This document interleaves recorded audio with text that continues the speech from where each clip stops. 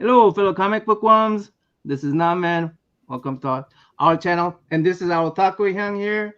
Otaku will introduce these ladies because he met them already. So, Otaku, take on the show and I'll monitor the chat room. All right. Well, so we got a very special, feature here. Oops, Um, sorry. Again, this is part of our ongoing series to highlight Asian American Pacific Islander Heritage Month, and we have two very special guests to talk about a book that just really launched this month, and that also exemplifies and represents the Asian American community. So I'm going to let them introduce themselves, but a little background. Uh, I met Arielle during Emerald City Comic Con, and that's what got this entire sort of conversation started, and we were able to just connect and set this interview up. So let's start. Who would like to start? Sarah, would you like to introduce yourself? Sure. Sure. I'm Sarah Kuhn. Thanks for having me on the show. I write both prose and comic books. I'm probably best known for a prose series called Heroine Complex, which is a fantasy series about Asian American superheroines. I also write YA rom-com. I wrote a book called I Love You So Mochi and a book called From Little Tokyo with Love. And in the comics world, I've done a bunch of stuff, but am probably best known for Shadow of the Batgirl, which was another DC Comics graphic novel that came out a couple years ago. That was with the artist Nicole Gu, and it was about Cassandra Cain, the Asian Batgirl. And then Arielle and I did a book together called Girl Taking Over, a Lois Lane story. Yes, and we're going to get to that book in just a minute. But can you also speak to your racial heritage? Sure. I'm biracial, Japanese American, third generation, born in the States. That's about it. Cool. All right, and Arielle, yes. Hi, so I'm Arielle Jovellanos. I've been working in comics for a while. The last few projects that I've done that have been maybe a bit more well known have been I wrote and drew some covers for the Agretzko licensed comic series. I recently did a graphic novel with Abrams Megascope called Black Star. That's an original sci-fi story written by Eric Anthony Glover. I also did a Cruella de Vil backstory book with Disney Hyperion. It's based off of the best-selling Villains books by Serena Valentino. And but yeah, I think most recently the project that I'd probably be known the most for is Girl Taking Over, a Lois Lane story with Sarah Kuhn. And then my background is my parents immigrated here from the Philippines, and so I'm Filipino-American. Awesome.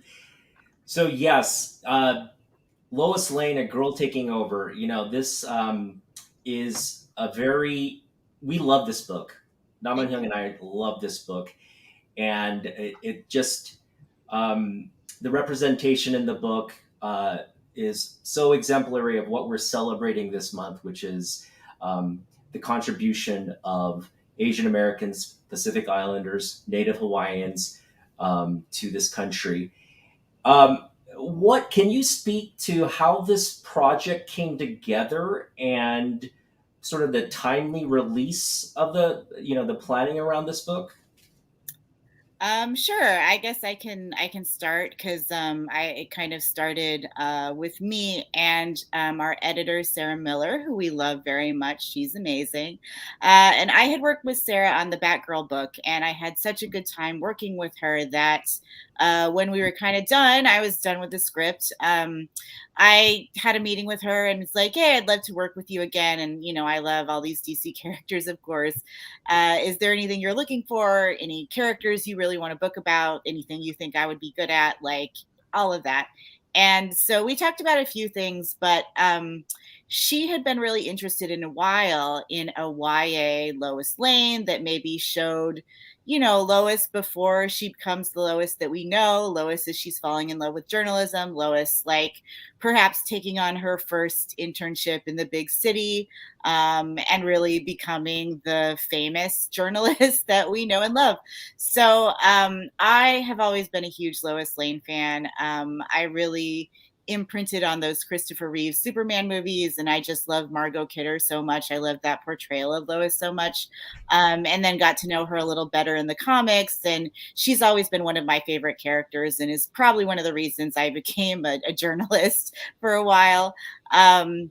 So I was like, yes, I would be very interested in pitching that, but you know, I have sort of been lucky enough in my career to write mostly Asian American heroines, you know, mostly things that center Asian girls in some way.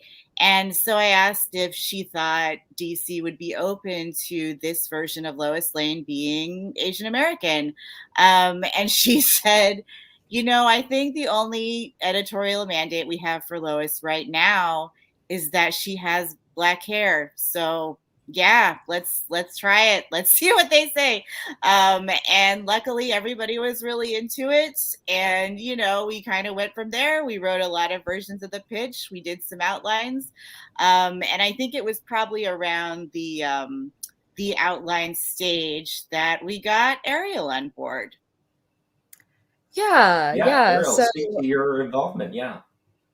Right. So on my end of things, so a little backstory is that Sarah and I have been wanting to find a long project to work on for years. We had actually our first comic project. We both had the same first comic project where we were both doing separate stories in an anthology called Fresh Romance. That was the first project that we kind of broke into comics.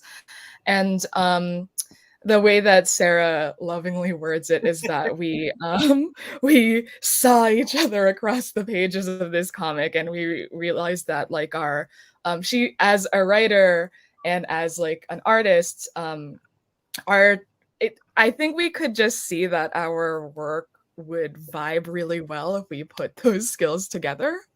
And so because of that, we've tried to work together before. We've done a little 4-page comic before, but it was not until they asked me on to for this Lois book that we finally got to stretch our muscles together for like a longer project. And I've said this before that while I loved that it was DC and that it was Lois, I think the thing that I was particularly excited about was working with Sarah on it. And that was probably one of the main reasons I was like, yeah, we got to do it. Just because, and I think it really shows in the book, I think that my art and her writing feel pretty seamless together. I feel like we were just like a really well matched pair in terms of art and writing, and I think it just shows in the pages and the end result. Yeah, Absolutely. Arielle, can you talk about how now it's really apparent, you know, Sarah's approach to writing, it's apparent how her identity informed the words of the project. But in terms of the visuals of the project, how did you bring your identity and how did it translate on the page? oh yeah, so I mean, I think that just being a person of the Asian American diaspora who has like a lot of friends who also are of the Asian diaspora, it was easy to sort of slip in like some maybe I wouldn't know if it's like an inside joke, but like just sort of like Easter eggs for that, where when I need like the name of a store, I put like a fake Daiso bag, you know, or if I need like snacks, it's gonna be like off-brand Pocky or something like that. I think specifically for me, our version of Cat Grant is Filipino-American, so I had a lot of fun imagining who a Filipino-American journalist of her power would be and what she would be like and what she might like choose to honor about her heritage. And so on the side of the Catco building, I have like a giant mural of a pre-colonial Philippine goddess on there. I gave her a bit of an indication of like the pre-colonial Filipino tattoo on her arm. And she's a big fan of Halo Halo, which I was excited to get to draw Halo Halo in the book. And then besides that too, I've mentioned this in a previous interview that the Philippines in general has a really long and storied history of journalists fighting for the truth in their country for whatever reason. Most recently, like famously, Maria Ressa, who won the Nobel Prize for her journalistic efforts. So I think it wasn't lost to me that like it was powerful that Lois Lane's mentor would be a Filipino-American journalist in this book. And I thought that was really cool. Amazing. Yeah. Hold on. Let me excuse myself. Because Sarah mentioned that she's a fan of the Superman movie, that we all agree that's probably his best Superman movie. I'm going to do a little clip on here. Hold on, let me see if I could bring this up. Oh, the Instagram clip, yeah. Hold on. My computer's acting up. Hold on.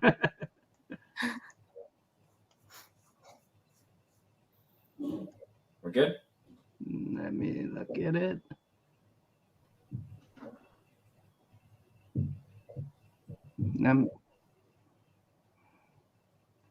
What is it?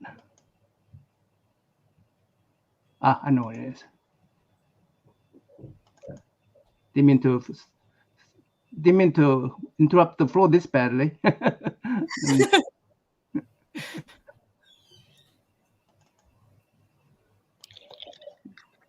There you go. Okay. Do we have bubble? Are we drinking bubble tea? I wish. It's only 10 a.m. No, wait. It's 10 a.m. for you guys. I don't know if boba is open. Not yet. I just realized I'm still on West Coast time. Oh, are you? Yeah. There you go. Oh, Kansas.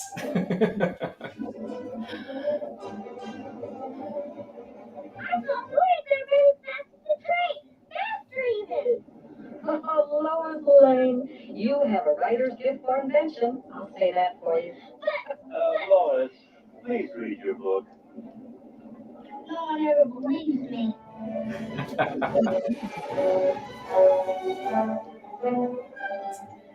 So,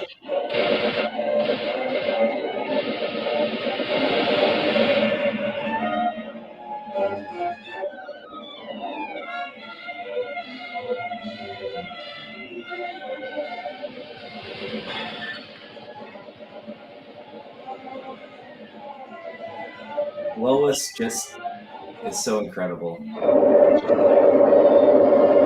Lois loves being on public transit too.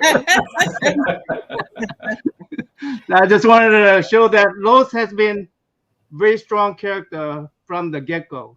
I mean, that was like 1940, the last animation.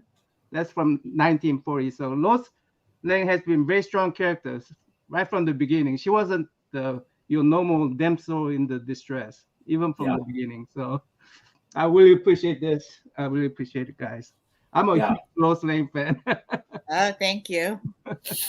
So Sarah, let's talk about your approach to the character. You know, how did you research Lois Lane? There's a lot there to draw upon, and then again, bringing your identity into the character. How did you what kind of themes did you want to communicate through your portrayal of Lois?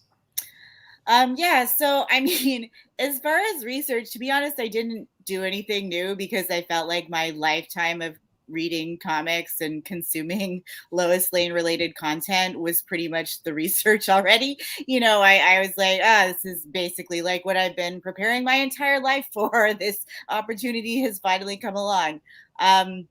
So I didn't really have to do anything as far as that. And to be honest, with these young readers' books, we're sometimes encouraged to really make them their own stories. They're not connected to DCU continuity. Each book is sort of its own little continuity, although I like to imagine that because our Cassandra and our Lois kind of exist in the same universe. But yes. I got a little feedback there for a minute. Should I put on headphones maybe? Or is it good? It's good now, I think. Okay. So yeah, I was such a huge fan of Lois Lane in like every incarnation, but I was also excited to kind of create our own, create my and Arielle's like new creation of Lois. And I felt like she was a character I had always really related to because, like you were saying, she was never a sidekick. She was never a damsel in distress.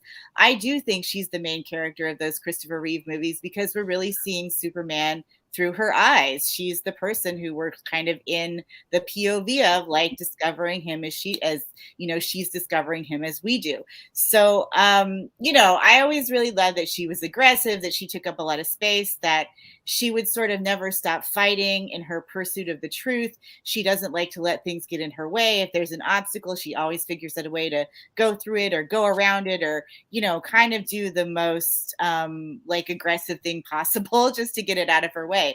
So I felt like those were qualities that I have certainly always related to, and it didn't feel like that much of a stretch to bring some of my own identity and some of my own experiences as a young journalist into it. I think like I've talked a lot about how I grew up in a really small, really white town. There weren't a lot of other people of color, period, besides the ones I was related to. And I feel like in that context, I was always kind of looking for a bigger world. I was always looking for the truth. I was always kind of trying to write myself into a better future. And those all seem like very Lois Lane things to me. I also related to the way that she has to fight for everything, and she does, and she kind of just keeps getting back up over and over and over again. So I don't think it was really that hard to bring my experience to it, to bring my identity to it. I felt like they were things that just kind of naturally went with the qualities that we're already familiar with in Lois, that we already love so much. And it was kind of funny because when this project was announced, I feel like we actually heard from a lot of Asians of all genders about how they all thought that Lois Lane was Asian anyway. Like it was sort of, I don't know, somewhat easy to project that onto, I guess. Because a lot of times in the comics, she did have, that really like intense black hair. And, sometimes you can't tell, depending on the drawing style, what identity each person is supposed to be. So I think that it just felt to me really natural, to be honest. Yeah, there's that infamous comic where she's Black Curious and oh god there's been a lot of sort of, she hasn't been represented well in the history of comic books, and I think that's because it was such a male dominated industry early on. But now we're seeing so much more diversity in the space. And again, we just love this book. Now, it's funny you mentioned that because I always used to think like Lois and Superman were half Asian. So we have a question in the chat here. Now, I have a son who's also multicultural. You know, I'm Korean. My wife is Japanese, so he's Korean, Japanese, American. We have a question here from Sleepy. Was it intimidating to take on an iconic character like Lois, who's been portrayed in so many ways for 80 plus years? I think that's a great question. Who would like to start? Arielle, how about you? Sure. To be honest, I don't know that it felt intimidating, probably because the last project that I had just come off of was doing Cruella de Vil. So I think I had already kind of I don't know, like through that Cruella project, I was like, yeah, I am bringing my own spin on this. They asked me to do it, so I felt like supported in doing that. And I think I felt similarly with both Sarah Kuhn and Sarah Miller, our editor, who asked me to do it. I think, you know, like I've definitely felt like very honored to be asked, but I think also in them asking me, I felt like, oh, they trust and believe, or they feel like that there's something about my art that can take their specific vision where they want it to be. And so I just trusted that they were right, and I think they were. The other thing too is that the way Sarah writes her scripts, it feels very easy to me to adapt and work with, and that I just felt like the way she writes the scripts is just like enough detail for me to understand what she wants, but also emoting a lot of feeling, so I understand the overall feeling and mood the pages should have. And so I think it was easy for me to like focus on that and get really into how I need to draw Lois for this specific story. I think mostly I wasn't even necessarily thinking of her like long legacy. I was thinking about how can I do justice to the version of Lois that Sarah is putting on the pages that I'm getting. But I will say though that now that it's over and done, and I am now processing, oh yes, this character is 85 years old. It is really, really cool and like almost like awe-inspiring to know that I am like in this legacy of 85 years of comics, and my version is like in there too, especially in light of the fact that Lois Lane is probably one, if not the only character that I have ever drawn in comics that my family actually knows who she is, and like really understands why it's like a big deal. And so it's really getting to draw her has been almost like a translator across like generations for me and my family, and it's been really, really cool to experience. Yeah. Awesome. Wonderful. And yeah, I think, I mean, similarly, I don't really think I felt intimidated with this. And it might be because I had at this point done so much licensed work. I've done Star Wars characters. I've done, I wrote some Clueless comics. Like I had written the Cassandra Cain book. And so certainly like, maybe I felt like intimidated by myself because I was such a big Lois Lane fan. But also like similar to what Arielle was saying, once we had Arielle on board and we had wanted to work together for so long, and I just knew that her style and the way she works and the way she creates things, the way she designs characters was so perfect for this version of Lois that I just, I would start imagining it. And once we saw the initial character designs, like it was just so exciting. It felt like it really clicked immediately. It helped me really write towards that. Like Arielle's art and character designs really, I think, shaped a lot of the voice of the script and the tone of the book and everything that we were going for. And, also, I think because there have been so many incarnations of this character, it felt like, well, what we're doing is, yes, for hopefully a lot of her diehard fans like me, but also I think hopefully something that can appeal to new readers who maybe don't know Lois Lane or don't know very much about Superman or don't know the 85-year history behind these characters. You know, we kind of wanted Lois to appeal to that young audience the way these books are supposed to, and you know, maybe get her some new fans, get her some new fans to carry on that legacy so it can go for another 85 years. I think, like, weirdly, I actually felt more pressure when I was writing Cassandra because she didn't have as many depictions like throughout comics history, and that character had actually been neglected for a bit. And I knew she also had, like, really, like, maybe not as many fans as Lois in volume, but her Cassandra Cain's fans are so intense. And I'm also, you know, I was also one of them. I'm also a huge Cassandra Cain fan. So I was kind of like, oh, I really, you know, we really have to make sure that this is something that hopefully, like, makes them feel seen, like makes all the cast fans who have been kind of neglected feel seen. Whereas with Lois Lane, you know, I'm sort of like, look, if this one is not for you, honestly, there's so many other depictions you can go to. There's so many other versions of the character you can check out. I do feel like they all have that sort of fighty quality in common, that pursuit of the truth in common, that refusal to be a sidekick in common. And so I think they all have these great things that hopefully appeal to all the Lois fans. But I also felt like this was really a version for that new generation who is maybe discovering her for the first time. Oh, wonderful. Yeah.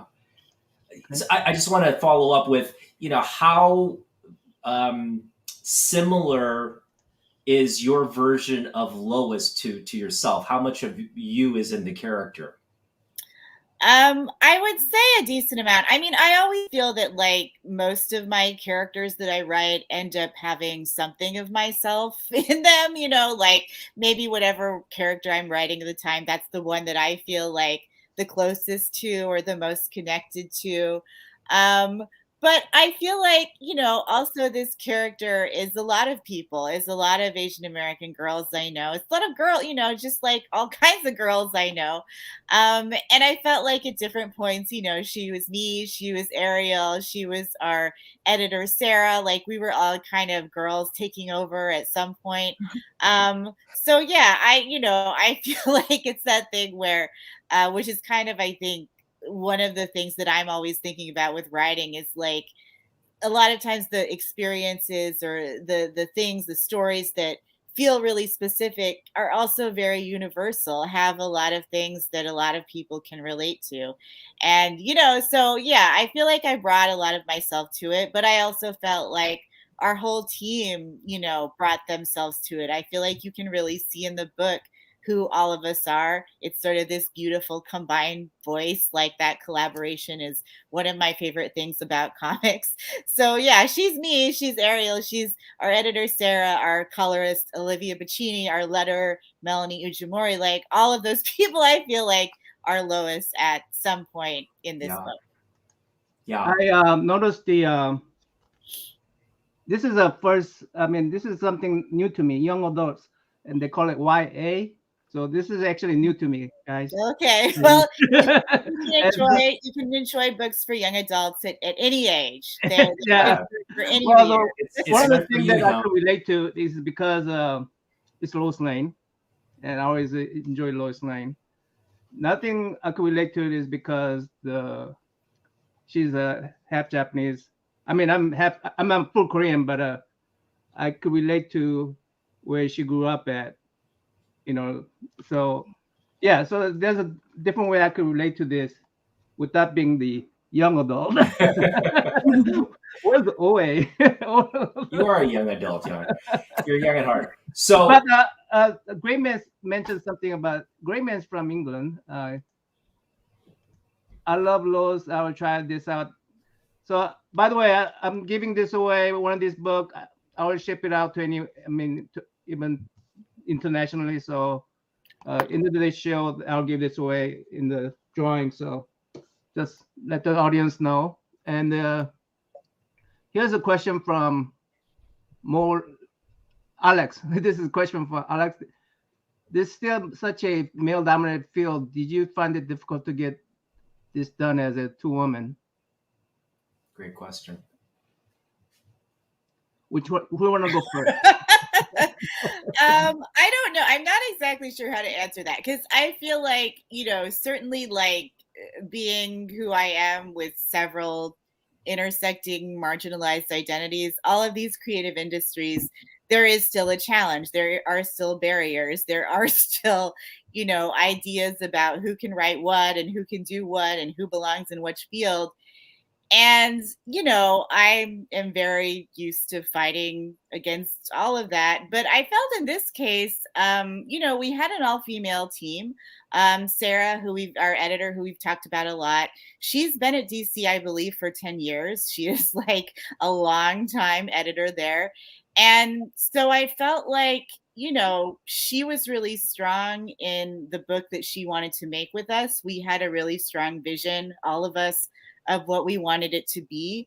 And so I feel like in this case, that didn't feel like as much of an issue for me.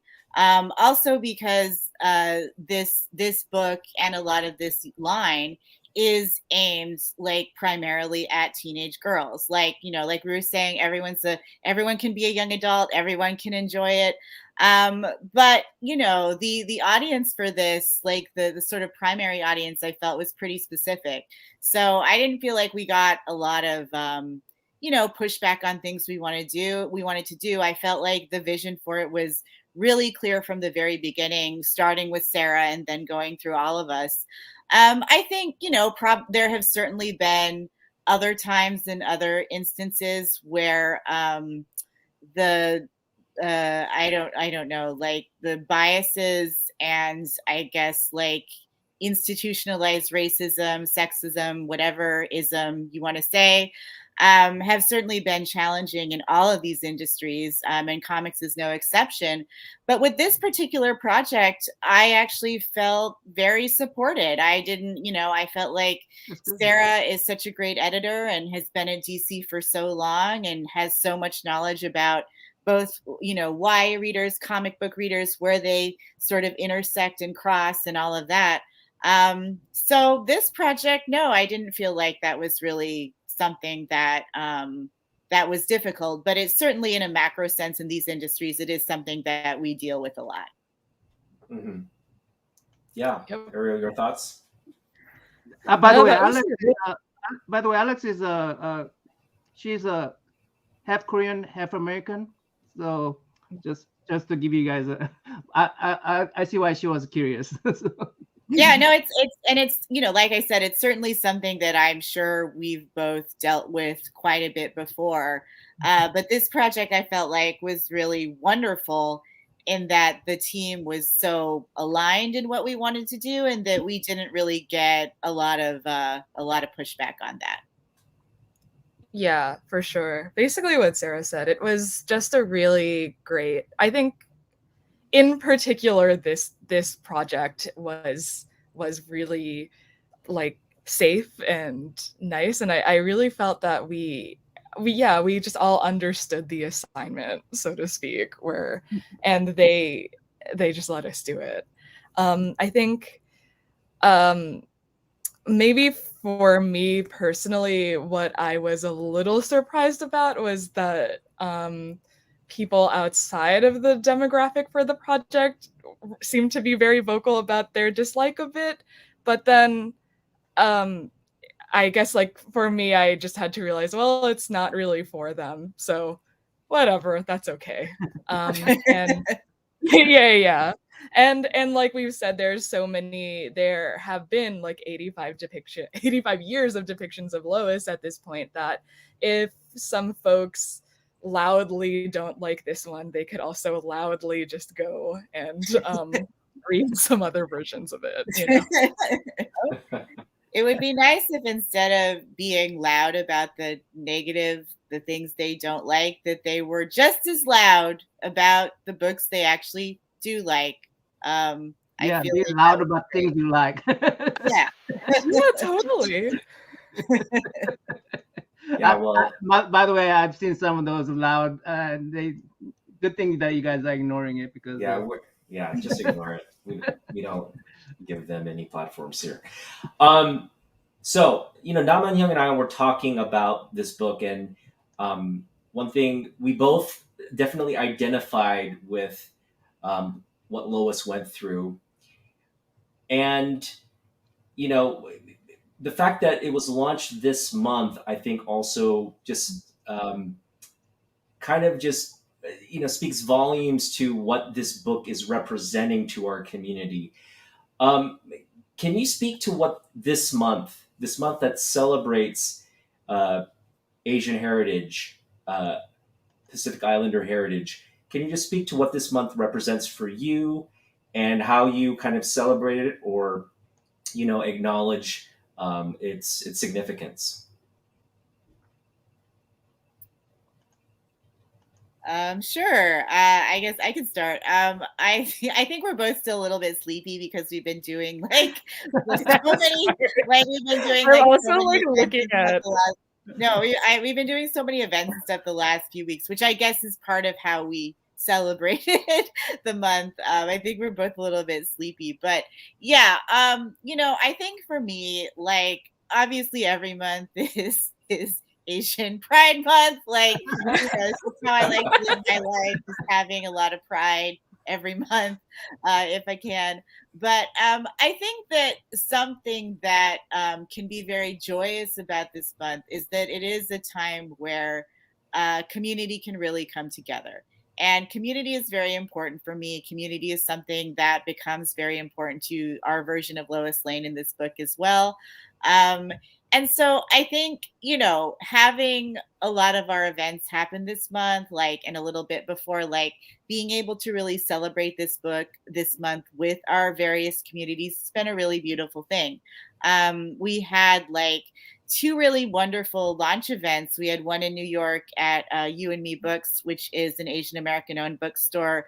Lucy Yu, the owner, is amazing. We had such a good time launching it there. It did feel like a true community space. And I think that is just like something that is so cool and something that I appreciate so much. And I appreciate those gathering spaces extra during the month of May. And then we were able to have our LA lunch event at the Rip Bodice, which is a romance bookstore here in Los Angeles. And for me, that's also been a big gathering, like community gathering space. Whenever I have a local lunch, especially, I really like to try to make it a celebration of not just me and not just one book, but of the whole LA Asian artistic community, because that is the community that has lifted me up. That is the community that has fed me. That's the community that's really supported my work. And, if I had no one else to go to a book event, I feel like that community would still really show up. And, I feel like they've shown up for all of our events. Like there was a lot of great Asian American community and kind of diaspora pride at the Los Angeles launch as well. And there's just something really beautiful about looking out into a crowd and like seeing all these people, and also people that you're inspired by, that, you've been to their events or you've seen them on a TV show or whatever it is. I think being able to come together to celebrate not just a book, but also the community, also, the whole, like everyone who's sort of contributed, everyone who's done like other projects that inspire you, everyone who's sort of part of that greater community is really nice. So that's been a really, I think, lovely thing about launching the book during this time, is that we get to celebrate with our communities, and we're sort of celebrating not just the book, but also our pride in being Asian and, all the different identities that are under the AAPI umbrella. And yeah, that's been something that's been really nice about having it timed that way.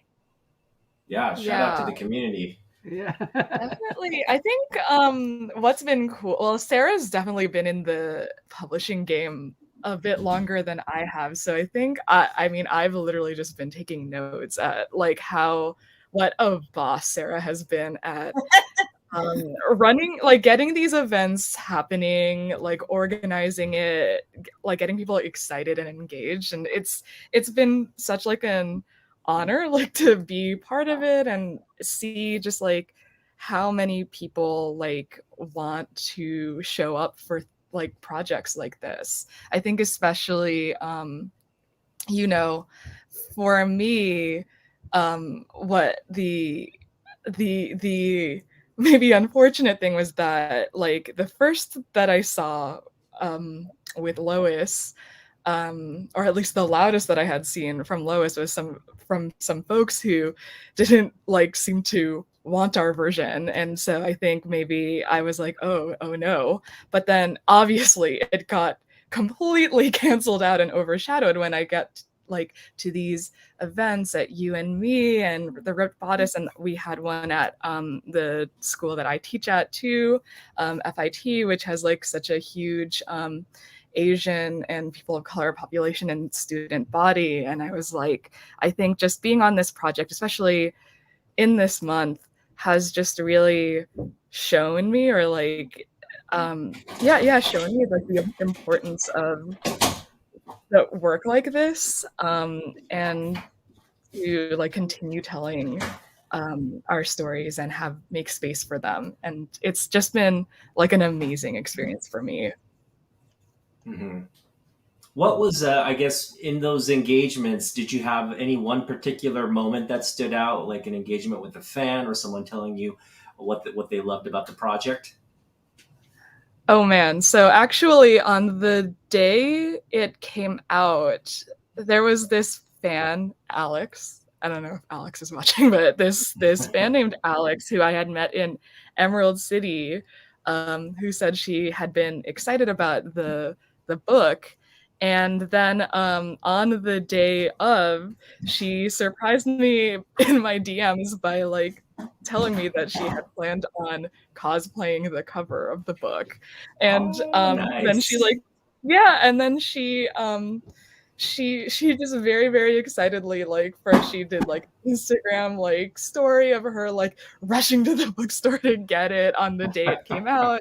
And she like showed me like she like really had the Lois like look all the way down to like the arrangement of hairpins and Awesome. the Yeah, I think I earrings saw and the that post. yeah, and then I was just like, that was so cool to me. And then she sent like a really, really kind DM about the actual book when she got to read it, and it was such a lovely experience. And I was like, yeah, this is who these are for, right? And Mhm. it's cool. It's really cool. Awesome. We have a lot of Lois Lane fan here. Hold Yeah. on, let me see if I could, just to show you that I am a truly Lois. I think Grayman wanted to see some Silver Age Lois Lane. Hold on. There's some. Hey, more trains, more trains.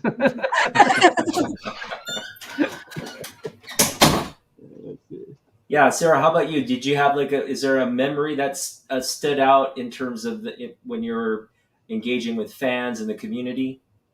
I mean, the Instagram post Arielle mentioned was really awesome. Like that cosplayer, she was so amazing. She sent all of us like personal messages about why it meant so much to her to see a Lois Lane. That was really wonderful.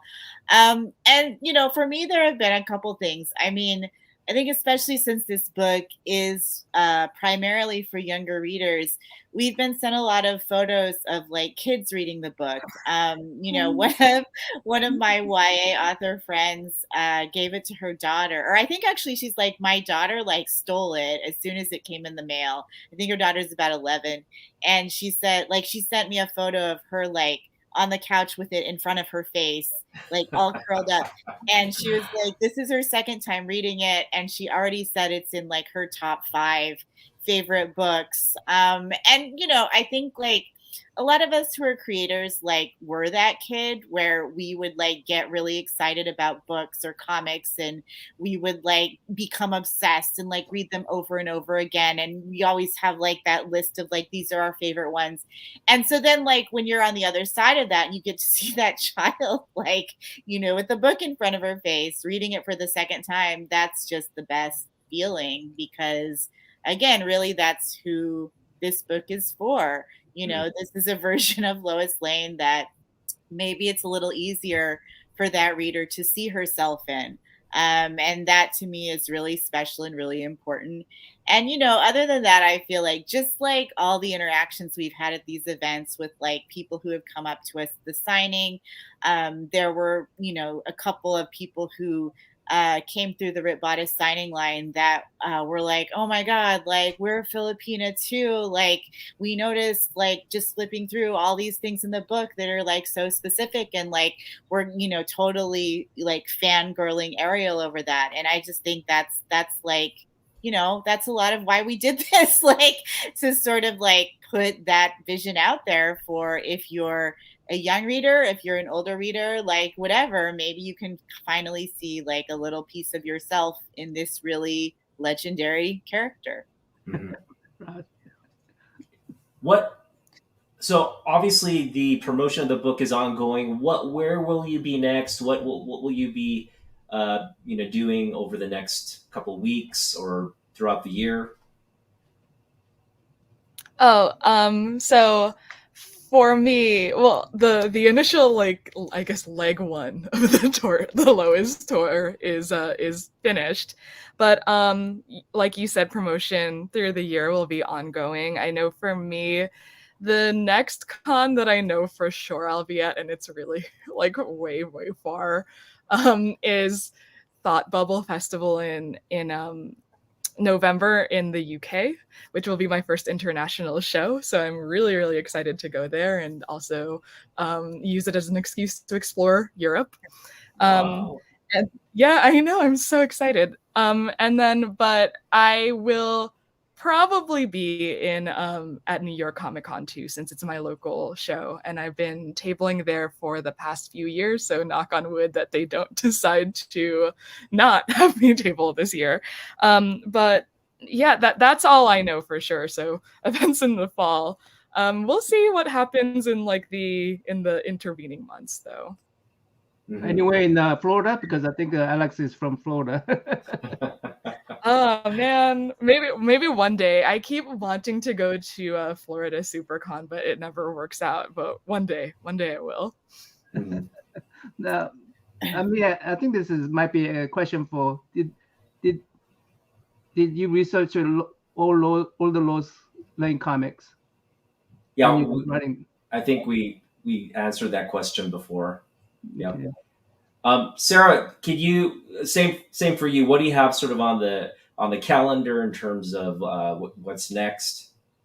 Well, like Arielle said, we're pretty much done with this first series of events. And like I said, we are quite tired. So we don't have anything immediate on the docket. You know, we'll still be doing some interviews and podcasts and YouTube shows like this to sort of, you know, keep talking about the book and getting the word out there. But I actually don't know if I'm doing any other shows this year.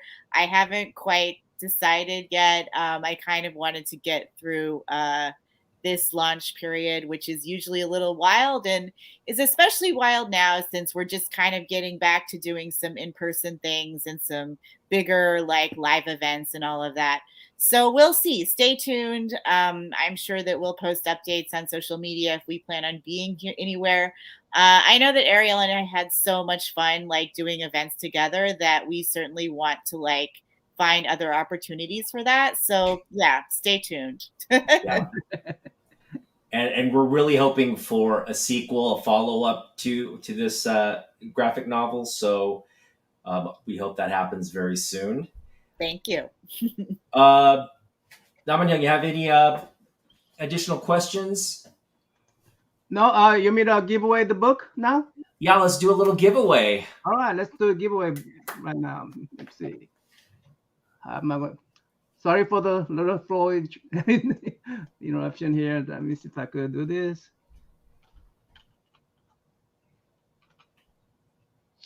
Giveaway. So you're both on opposite sides of the country. That must have been a little bit hard to coordinate all the communication, or maybe not. Virtual meetings are really efficient I will these use the days. hashtag YA. Is that okay? That's really quick. All right, hashtag YA in the chats for a chance to win Lois Lane, Girl Taking Over. Let me see if I could present it.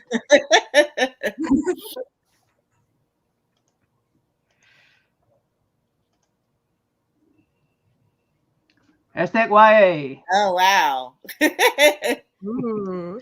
So big. There's 18 of us, so I've only okay, 7 entries. Where you want me to quit at?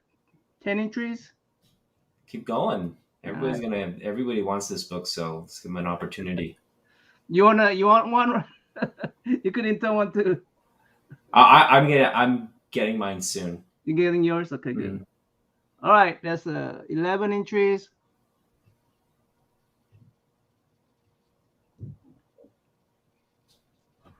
All right, get your entries in.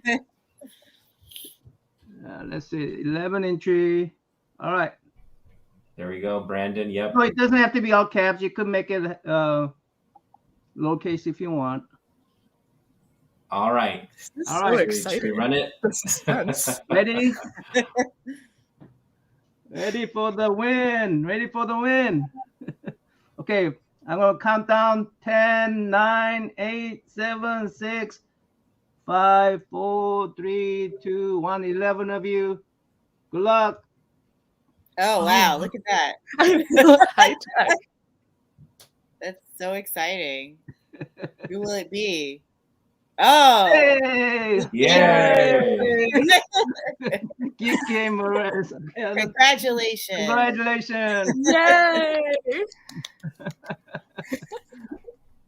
All right, so Naman Hyung's gonna reach out to you and let you know. Yeah, reach out to me, and my Instagram is what is my Instagram? Naman the Drawman. That's it. Naman the Drawman. Okay. Where you go? All right. So again, I know how busy both of you are. We just want to thank you for coming on our channel to talk about this wonderful book.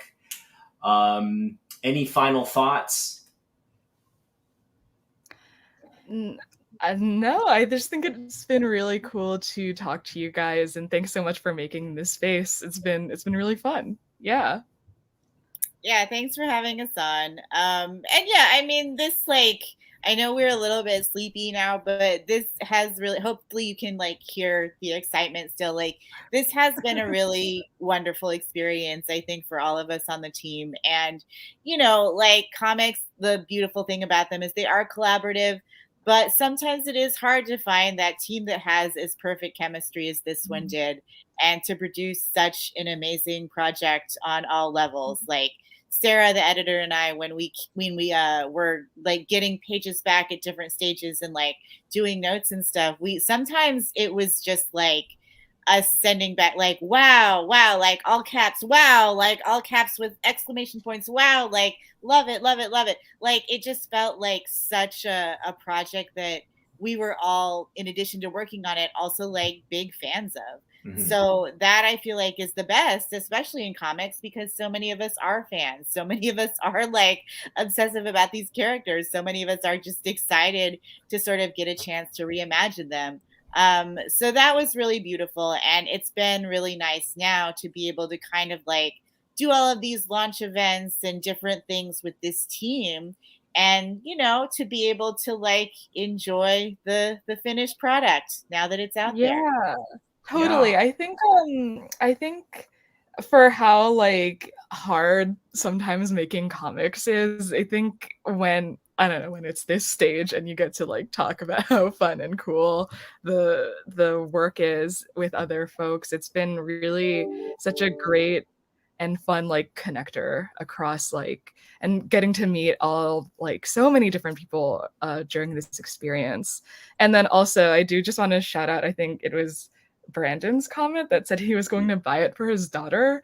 We have seen so many, like, especially on Free Comic Book Day, like dads like bringing their daughters to get the free 20-page version, or like dads being like, you know, I loved Superman myself and now I love that I can pass down this like kind of this like version to my daughter. I think that's just been so cool, and really it just really gets me in my heart to like see that.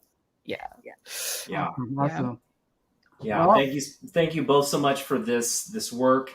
And again, we're looking forward to the follow up. So I'm just going to get you guys' commitment to when the follow up comes out, you'll return and join us. Of course. Of I mean, course. comics takes a long time, so it might be many years from now. We'll see. You know, maybe a slightly older version of Lois at that point. But yeah, I mean, we would love to work together again. We've talked about like our ideas for a sequel if it ever happens. And I'm sure we would both love to come back and talk to you again if it does. Yep. Yeah. All right. Thanks for the coming by and having this wonderful time with us. And thanks, chat room, for showing up. I appreciate you guys. And congrats on Geek Gamers for winning Yes. this wonderful. Yeah. Hope you enjoy it. Go out and get the If book. you all were right? ever at a con, Geek Gamers, let us know it's you, and you know, obviously we'll sign it. And All right. you're the person who That's, won. that's for Wow. me too. Right? That's for me too. Right? Yes, absolutely. All right, guys. Good night. I mean, good afternoon. Peace. Bye. Bye.